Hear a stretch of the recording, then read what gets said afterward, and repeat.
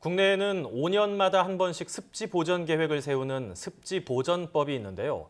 최근에 이 습지 보전법을 고쳐달라고 국회에 청원을 한 사람들이 있습니다. 다름 아닌 고등학생들인데요. 대체 이유가 뭘까요? 학교 근처의 송도 갯벌을 조사해왔다는 체드윅 송도국제학교 12학년 김베드로군 연결해서 자세한 이야기 들어보겠습니다. 안녕하세요. 네, 안녕하세요. 네, 반갑습니다. 이 학교 근처의 송도 갯벌을 오랜 시간 동안 관찰을 해봤다 이렇게 들었습니다. 이 송도 갯벌을 관찰한 게 얼마나 됐고 또 이 관찰하게 된 이유는 무엇인가요? 송도갯벌은 2011년 12월부터 관찰하기 시작하였고요. 2016년 6월까지 조사를 진행하였습니다. 갯벌 관찰은 학교 과학선생님 지도하에 수업의 일환으로 이렇게 시작하게 되었고, 현재 진행 중인 송도 갯벌 매립 사업이 갯벌의 생물의 다양성에 어떠한 영향을 주는지 연구하기 위해 이렇게 관찰을 하게 되었습니다. 수업의 일환으로 조사를 이렇게 하다 보니까 저 자신도 환경 보존, 이렇게 지속 가능한 발전이라는 주제에 큰 관심을 가지게 되었고 2014년부터 전문적으로 고등학교 동아리를 결성해 갯벌 관찰과 전문적인 분석을 하였습니다.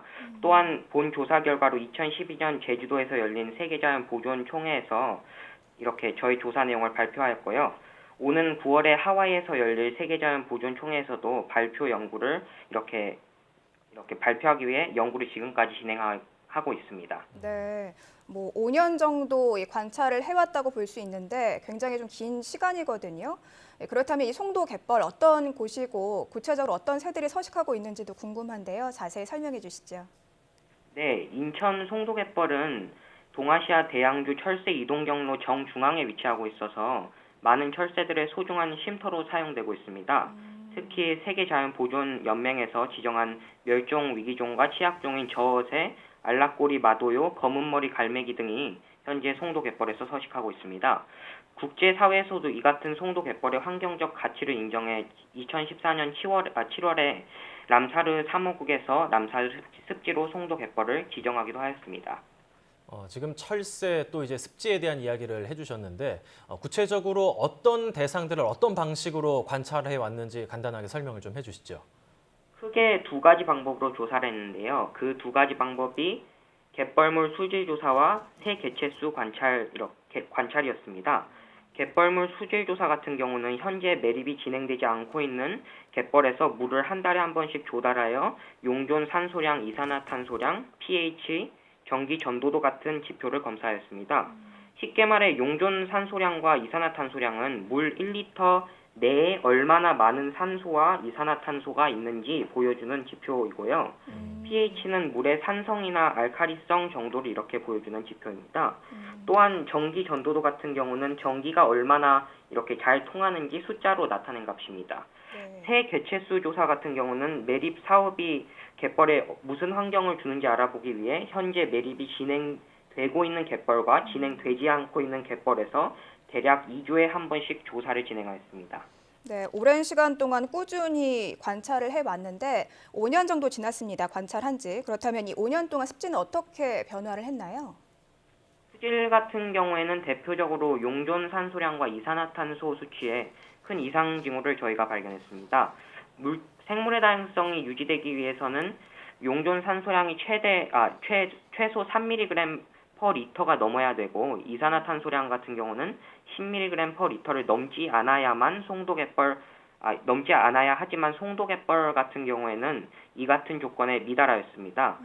이 같은 수질 악화로 인해 먹이사슬 하층부에 위치한 해양 생물의 다양성이 크게 우려되는 상황이고요.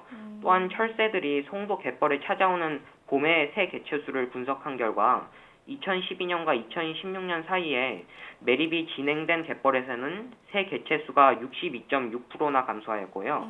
매립이 진행되지 않은 갯벌에서도 63%나 감소하여서 이 뜻은 현재 매립이 진행되고 있는 갯벌뿐만 아니라 그 주변에 있는 그 천연 갯벌까지 오염됨으로써 송도갯벌 전체의 환경이 훼손된 거라 볼 수 있겠습니다. 네, 이 수질 악화 그리고 새 개체수의 변화 이렇게 두 가지를 좀 큰 변화로 짚어주셨는데 그렇다면 이 새 개체수 중에서 큰 변화를 보이는 건 어떤 새가 특히 큰 변화를 보였나요?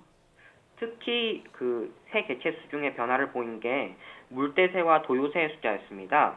봄에 관찰한 그 개체수를 분석한 결과 2012년과 2016년 사이에 매립이 진행된 갯벌에서는 78.4%의 도요새와 물대새 개체수가 감소하였고요. 현영 갯벌에서도 77.9%의 도요새와 물대새 개체수가 감소하여서 이렇게 큰 변화를 보인 것은 사실입니다. 매립이 되면서 상당히 많은 생태계가 좀 파괴가 되고 있다. 이런 수치들이 계속 보이고 있는데 매립이 어떤 문제를 일으켰다고 볼 수 있을까요? 저희 이렇게 조사해서 분석에 의하면 송도 갯벌 생태계 악화의 주요한 원인은 갯벌 매립 사업이라고 저희는 생각합니다.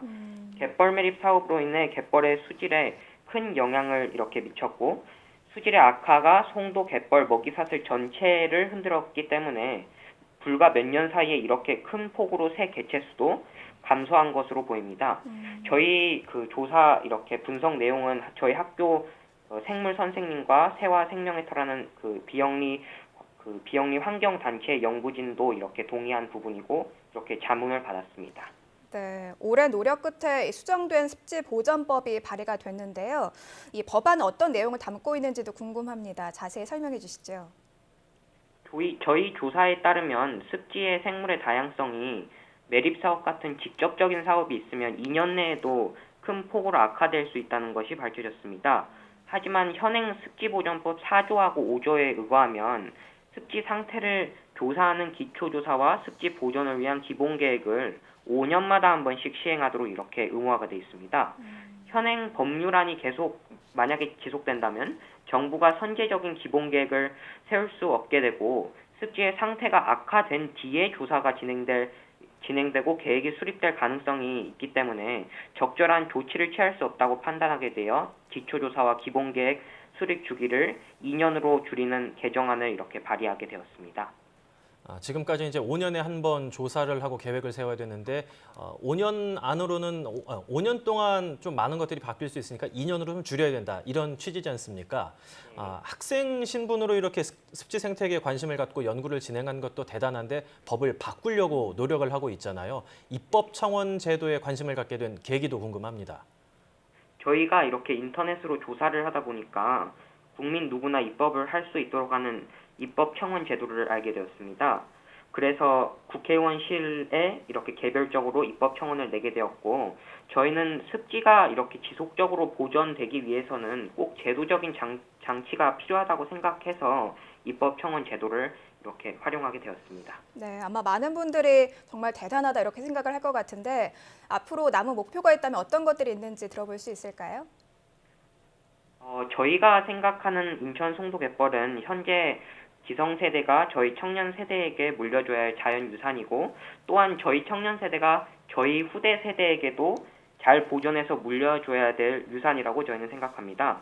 과거부터 한국은 경제발전을 추구하는 이런 이유로 많은 매립 사업을 진행해 왔지만 지금이라도 송도 갯벌을 포함한 여러 습지를 보존해야 한다고 저희는 생각합니다.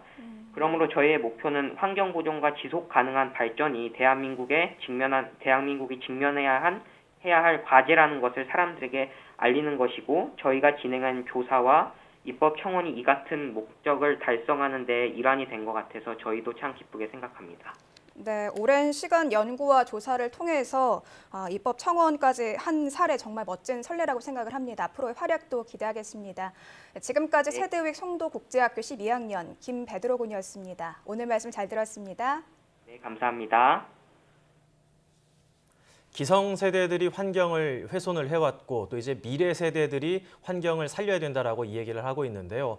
국회로 대변할 수 있는 기성세대들이 이런 미래 세대들의 노력에 대해서 좀 응답을 해야 될 것 같습니다. 네, 우리 학생들이 5년이라는 긴 시간 동안 이 조사와 관찰을 했다고 하니까 정말 놀랍고 기특하다는 생각이 들었는데요.